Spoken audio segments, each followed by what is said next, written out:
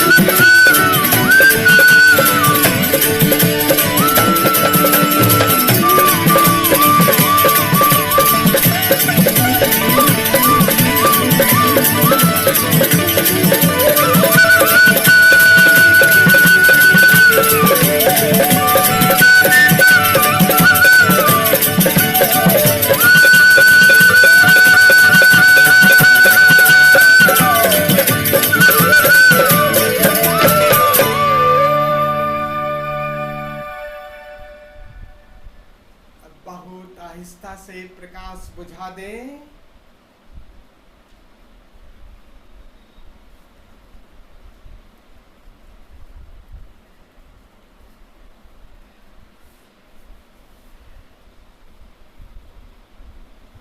बैठ जाएं, अपनी रीढ़ गर्दन सीधी रखें। वहाँ बैठे जहाँ आपको बैठकर या लेट करके ध्यान करना है। अपनी रीढ़ गर्दन सीधी रखें। सोहम मंत्र के साथ प्राणायाम करेंगे। सो के साथ श्वास भरेंगे और भाव करेंगे, बहिर आकाश का अनुभव करेंगे। हम के साथ अपने अंतर आकाश का। हम के साथ थोड़ी देर रुकेंगे और इसी क्रिया को चलते रहने देंगे। सो के साथ बहिराकाश, हम के साथ भीतर आकाश। जो बहिराकाश है उसका वो घट में ही वही है। चाहे तो आप आई फोल्ड लगा लें, ईयर प्लग एक कान में लगाएं, बिल्कुल अंधेरा।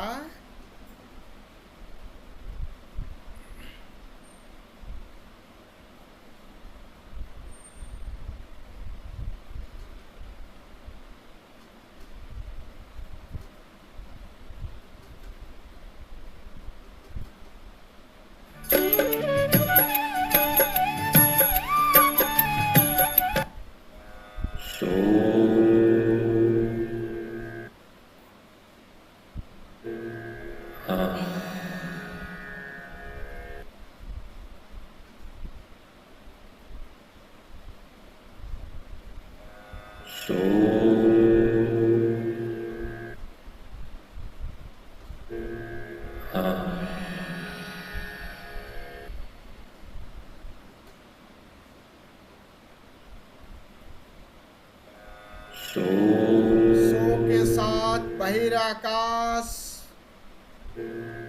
मन के साथ अपना ख्याल, अपने अंतर आकाश का ख्याल।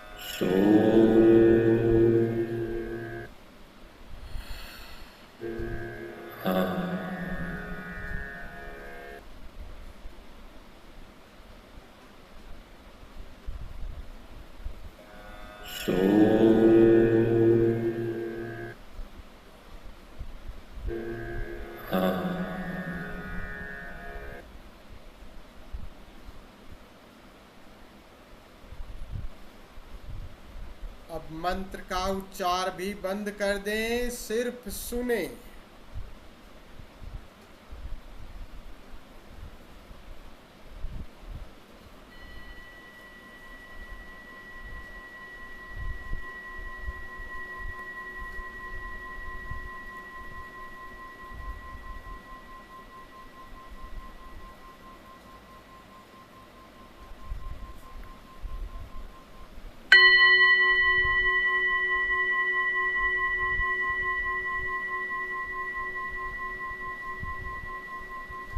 ध्वनि सूक्ष्म से सूक्ष्मतर होती जा रही है, उस पर ध्यान रखें।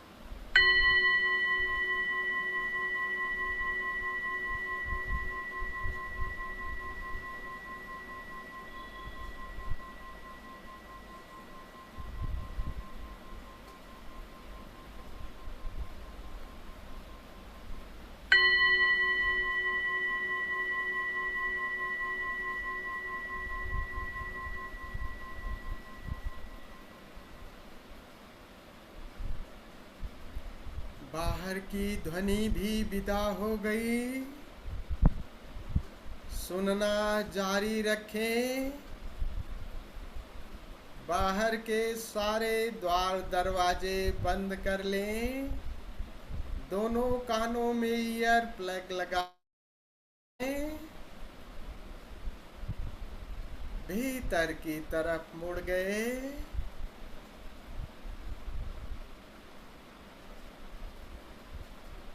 बाहर से भीतर की तरफ अपने माही टटोल।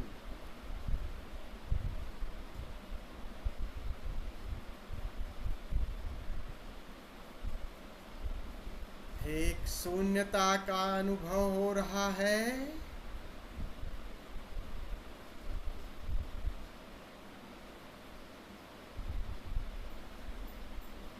भीतर शून्य का संगीत सुनाई देने लगा।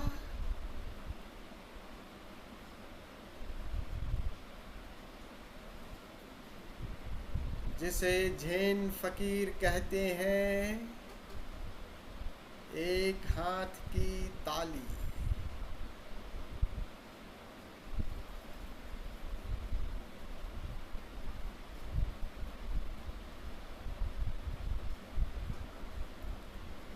प्रभु का संगीत, प्रभु की पुकार है ये।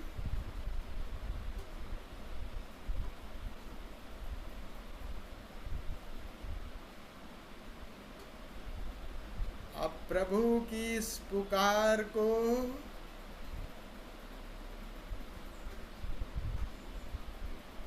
सुनते सुनते वहां पहुंच जाए जहां प्रभु जहां से पुकार रहा है। इस डोर को पकड़कर प्रभु तक पहुंचे। अपने मूल से मिलना हो जाए।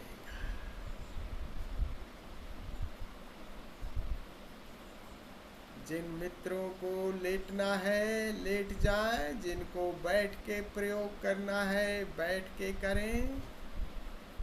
अब सारी धारणाएं, सारी कल्पनाएं, सारे प्रयास छोड़ दें। अनहद की डोर पकड़कर अपने मूल तक पहुंचे।